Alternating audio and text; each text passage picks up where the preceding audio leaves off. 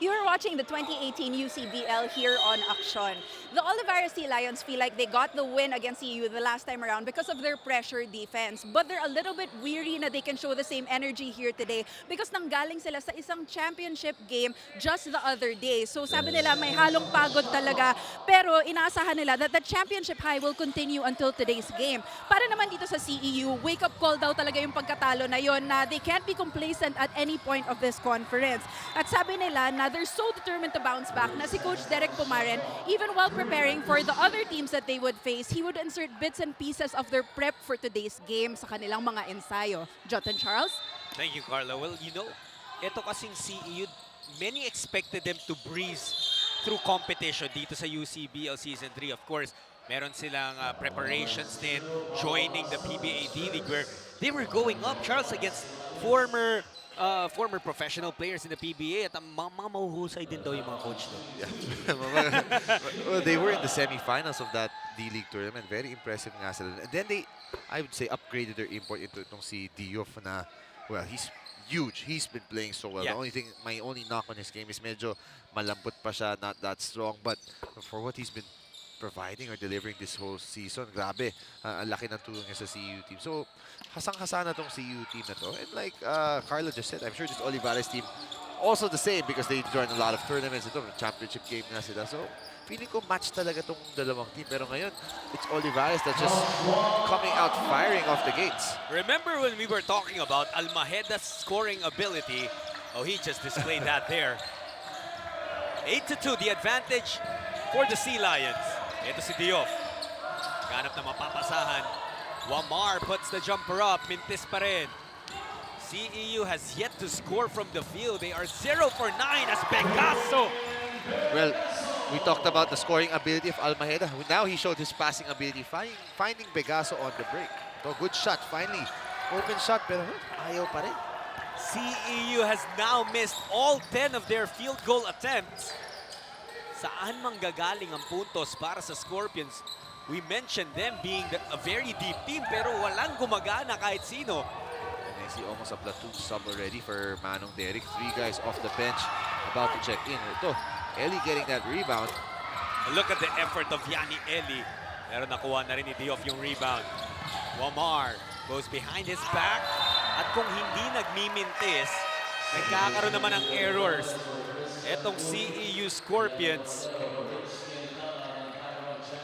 And a lot of credit, you know, don't think na puro malas lang ang nangyayari sa CEU. It's also because of the energy that Olivares has brought into this game. Sure, CEU has missed maybe 2 open shots, 2 or 3 open shots. Pero other than that, hirap na hirap. Maganda rin yung pressure that you just mentioned. But look at them just break the stress of CEU. Pero matatawagan ng foul, offensive foul. Good call there. Pegaso saw a much taller, much lengthier Diouf na nakaharang sa kanya and tried to use his off-arm to create space. Well, we've been mentioning one name paulit-ulit, Charles, dito sa ating laro early in this game. And that's Almajeda. He has 4 points, 3 rebounds, and 2 assists in just 4.5 minutes of play. Almost everything, no? Almost all the 10 points involved siya. And ito, there's been an unsportsmanlike foul called on Wamar, getting Almajeda on the head there. So this is interesting. I didn't see what happened. I was looking at the play where it was already an offensive foul called, pero ito may unsportsmanlike pa after. So, you know, baka makakuha tayo ng review dito. Magkabilang dulo po kasi ng court nangyari. On the right side, natawagan niya ng offensive foul si Caballero. And then, on the left side naman, si Orlan Wamar nahuling may onting pitik dun sa ulo ni Almajeda. And now, we're reviewing it, our referee, the technical table. I really didn't see what happened. Tingnan natin kung it's just maybe a technical, second motion, or ano. Ayun, unsportsmanlike talaga. So it's gonna be 2 free throws for Almajeda. Ito. oh, see it there dun sa may gitna ng inyong screens. Oh, that really was an unsportsmanlike foul. Medyo nagpasimple sana si Wamar, pero sa harapan ng referee. Eh, ang problema pa, hindi ganun hindi simple. It was loud and clear that he hit Almajeda on the head. That's interesting. I wonder what Almajeda did to get into his head, although he has been pressuring him a lot. Alam mo, parang bago yung hataw ni Wamar. if I'm not mistaken, di ko alam kung gaano kalakas yun, but there was a box out na forearm ni Almaheda that could have landed on the chest area of Wamar. Baka yun ang pasimple. And Yes, that's right. usually what happens naman, di ba? Yung mga nag-retaliate yung nahuhuli. Well, pasok yung dalawang free throw ni Joshua Almaheda, and now the lead of Olivares is 10 points, 12-2. Charles, isa ka ba dun sa mga coaches who preaches to his guys? Dalawa lang naman yan, usually. Either wag kang bumawi or wag ka agad bumawi. I mean, let few plays go by para hindi ikaw yung lagi mahuhuli. Because we know that hindi maiiwasan yung mga ganyan sa basketball. Yeah, for me, I'm really not a fan of those cheap shots or dirty plays. I'd never tell my players, you know what, go hit this guy. But sometimes, kung gusto talaga na bumawi, huwag ka magpapahuli. Huwag naman agad-agad, diba? You just pick your spots. I mean, I don't like cheap shots. I don't like elbows in the face and stuff like those. UCBL 2018 season is supported by Tough Mama. Yung kaya ang taas ng respeto namin lahat sa coaching. No, but honestly, di ba? I've heard a lot of coaches say you just want to play the right way. And while basketball is a physical sport, it doesn't mean you have to pull out those kind of tactics. Yeah, and when people say na parang, hindi, malambot, mag-chess, all those usual statements, no, basketball's a physical game. There's a right way to be physical, and there's what you call dirty that's not for the sport, di ba? Yun yung mga ayaw natin. You know what? Cheap shots, that has no place in basketball, but jump shots are what Olivares are relying on to build what already is a 13-point lead. Castro with 7 points already in the game. And you can tell also why Wamar is being frustrated. They're putting a body on him, totally denying him. Si Almaheda kanina, hindi pinapatanggap. May mga armbar pa siya, caging halos. And I think that's what's getting to his head. UCBL 2018 season is supported by Happy Toothpaste. Like you said, in the earlier goings ng ating season, hindi nagsa-start si Orlan Wamar. Now, ginamit siya. You see that tear Punit dun yung sa... jersey. Punit yung jersey niya. Oh. Jersey niya. So baka nga nakapitan. Baka dun siya nag-start ma-frustrate, Charles. But, you know, the respect that Wamar has earned from all teams. Laging siya ang tutok ng depensa. Grabe kasi pag uminit siya, mainit talaga siya. 8 seconds left. Chan, finally, the first field goal of CEU after 13 attempts. And that's what Chan can do. There's nothing flashy about his game. He just knows how to use his body there. He's not the quickest guy.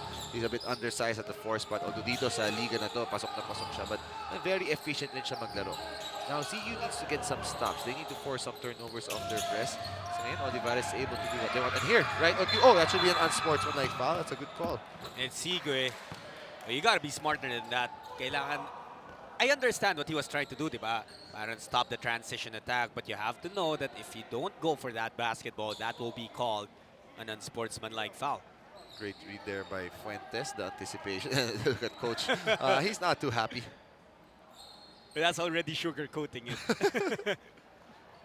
Well, Kim Sigue, kakapasok lang, but also ito rin si Judel Fuentes, kakapasok rin lang and immediately producing well para sa kanyang koponan. I remember very well one of the games that Judel Fuentes played in the PBA D-League. It happened at the JCSGO gym. He missed his first 12 shots of the game. Tapos yung pang 13 niya was the game winner. A 3-point shot. And that just goes to show that Judel Fuentes, he can light it up, you know, despite all the struggles. As for his team as well. Yeah, just like what we said with Rojas, no? Iba, kasi sa pregame na we talked about Rojas, who we haven't even really seen today, diba? But these guys, Fuentes, iba every game, may chance mag-contribute. Nice pass. Dioff sending that gem to Pierce Chan. And talking about Maudo Dioff, alam mo, hindi ganyan pa siya nung start nitong season, Charles. He really has progressed very well. He's getting better and better, no? I mean, you can tell he's so young and he's still learning the game so much.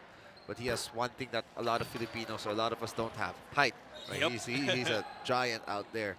And CEU seems like they've weathered the early storm of Olivares. I think it's just a matter of them adjusting to the physicality that Olivares has brought to start the game. UCBL 2018 season is supported by Cafe France.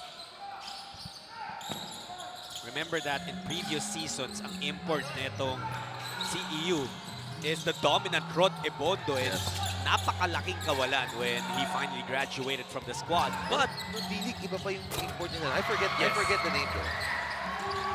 We'll get that. Ako rin, I can't quite recall the name right now, but definitely not the two imports they have here in the UCBL. Another conversion mula sa Olivares. Nice cut. Diouf again with a nice pass. Pwede niya pumasok of course kasi he can see everybody. Laki niya. Earlier in this season, tuwing nakakahawak yan si Maudo Diouf ng bola, he had just one option, and that was shoot. Now he's more mature with handling the pressure of the defense, allowing his teammates to do the damage. Punta tayo sa panig ng Olivares. Yani Eli. Labas kay Sigue. Caballero buys the fake. Iniwan pa. Jeronimo, mintes sa kanyang tira. Yun ang laki ni Diouf, just stealing that rebound from Eli.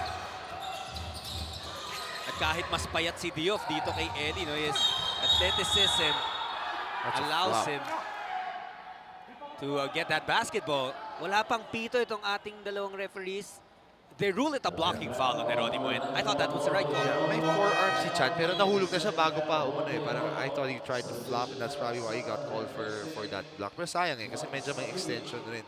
Pwede sana charge. You're right, Charles. I'm just thinking baka mistimed lang yung bagsak niya. If he timed it at the right moment, kung saan meron yan na onting tulak, perhaps the referees would have considered an offensive.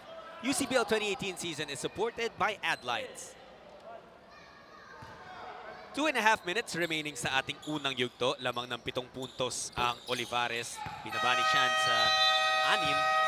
And CEU now starting to find their rhythm after missing their first 12 attempts from the field. And this causes Olivares College to call a timeout. This timeout is brought to you by Cherrysville.